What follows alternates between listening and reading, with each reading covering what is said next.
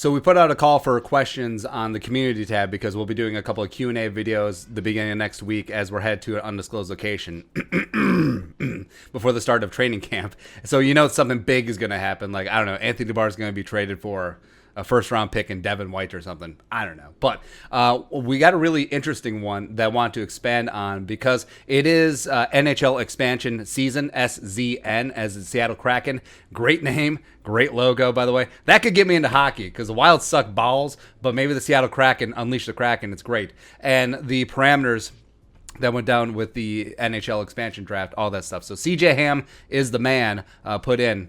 He is, by the way. If you could only protect 10 players on the roster if the NFL did an expansion, excluding second years or rookies, who would you choose and why? So we're actually going to take a look. Now, this has happened in the NFL before. You look at the Jaguars and the Panthers in 95, the Texans most recently in 2002, and the teams it's a very similar mechanism where teams protected players and then the expansion teams could pick and choose players, etc. I think like Kylie Wong got picked up by the Texans back in the day, so it's a good time.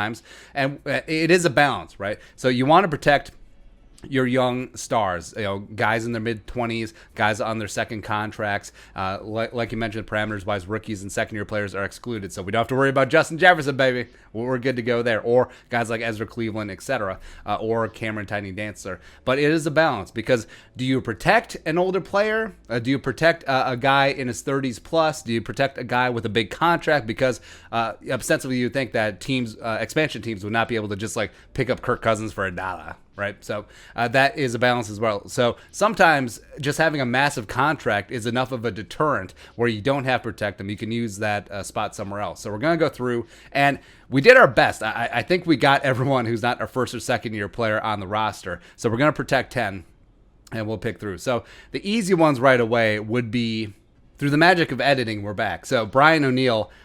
So I had cut and pasted because we did a dry run of a top 10 and I cut and pasted Brian O'Neill. But of course, he's going to be my number one guy. Extend Brian O'Neill. You've been looking for a solid offensive lineman, especially a tackle for years. You finally have one. Do not let him go and extend him long time. So Brian O'Neill would be one. Next one would be, so I would protect Danielle Hunter, even though there is concerns about his neck for sure. But if he bounces back and he resumes his Hall of Fame type career, he's only 26, 27 years old. And by the way, his contract is a steal. Like even with that 2022 balloon payment, I mean, he's going to be good to go there. So I'm protecting Danielle Hunter. And it is tough because some of the Vikings players that you want to protect or you think that you would protect are a little bit older. So like guys like Harrison Smith, Adam Thielen. Would you protect them? Of course, you should protect Dalvin Cook, but is a team going to pick up a running back on the latter part of his mid-20s with a premium contract? Yeah, TBD. But yeah, I'm going to protect Dalvin Cook. Do you protect Kirk Cousins? So that's what it comes down to. So Kirk Cousins I think he's going to be 32 in August. Might be 31, but either way, early 30s, big-time contract, $35 million cap hit this season.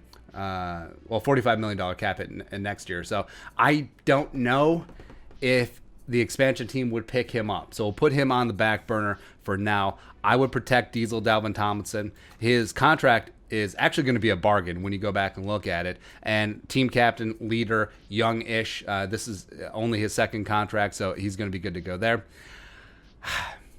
Do I protect Michael Pierce?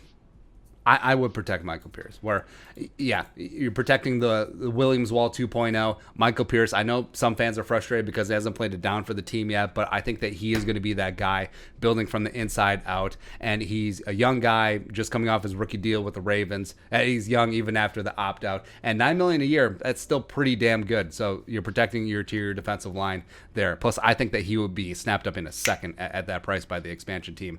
And then you do have some tougher decisions because do you protect Eric Hendricks? Yes, like his contract is a deal. He is going to be 30 in February, but him at $10 million per year, I mean that's a value, every single day and twice on Sunday. And then you get into, do you protect Harrison Smith? Do you protect Adam Thielen?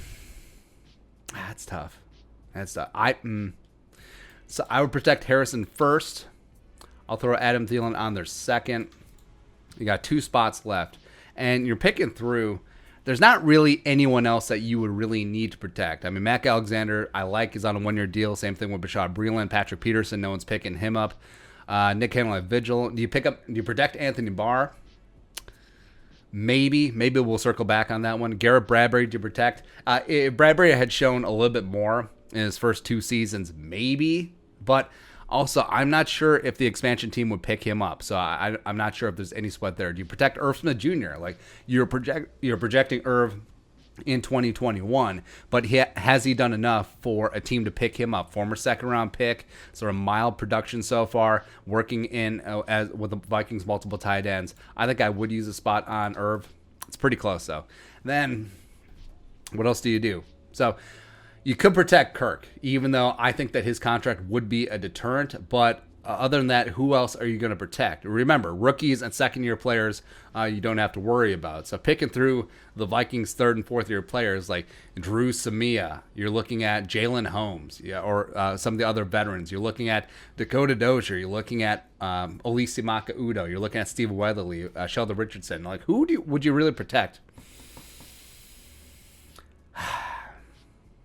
I mean, I guess you would protect Kirk Cousins, because even though I do love Kellen Mond long term, say the expansion team, and they're playing for 2021. Let's put that out there. So say the expansion team poaches Kirk Cousins, take on his contract, and the Vikings get that off their books, but now you're throwing a guy like Jake Browning or Kellen Mond or Nate Stanley into the fire as a rookie, or a guy who has not taken an NFL regular season snap. That's no bueno. So the Vikings, if they did lose Kirk Cousins, even though it's kind of weird, it would be potentially addition by subtraction.